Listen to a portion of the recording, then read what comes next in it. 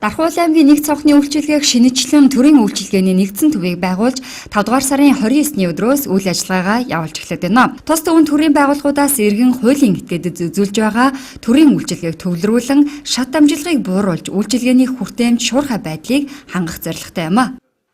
Засгийн газар зөвсөн өөр чиглэлийн дагуу бүх аймагуудад 2016 оны 6 сарын 1-ний төрийн үйлчилгээ нээх ёстой.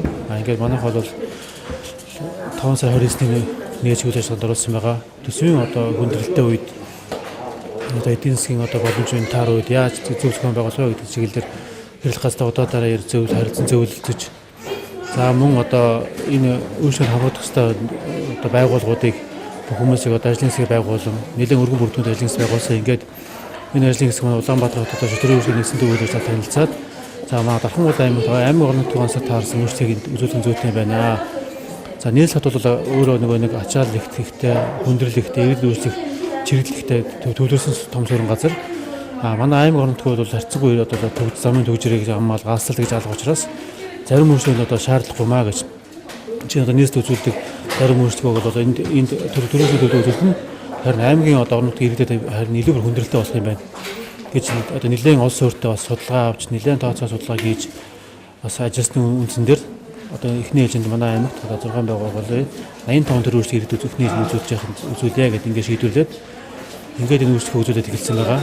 Аймагуудад төрийн үйлчилгээний нэгдсэн төв байгуулах үүргийг засгийн газраас 3 дугаар сард аймгийн засаг дарга нарт алгасан билээ. Энэ дагуу төрийн үйлчилгээний нэгдсэн төвд улсын бүртгэлийн статистикийн газар хөдөлмөрийн хэлтэс, нийгмийн даатгалын хэлтэс, нийгмийн халамж үйлчилгээний хэлтэс, натрат, хаан банк зэрэг 6 байгууллага нь 14 албан хаагчдтайгаар үйл ажиллагаагаа явуулж байна.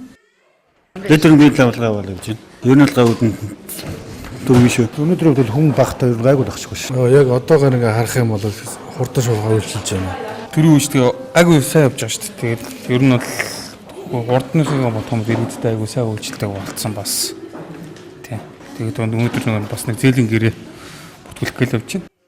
Эндээс иргэд лавлгаа өргөдүүлж гэмтээсэн гэрчлэгээ шинээр олгох шин төрсөн хүүхдийн бүртгэл, гэрлэлтийн бүртгэл, тэтгэвэр тэтгэмж гэх мэт нийт 85 үйлчилгээг авах боломжтой болж байна. Цаашид тус төвд ЭТМ, түүц машин байрлуулах зэрэг иргэдэд чиглэсэн олон ажлуудыг хийхээр төлөвлөжээ.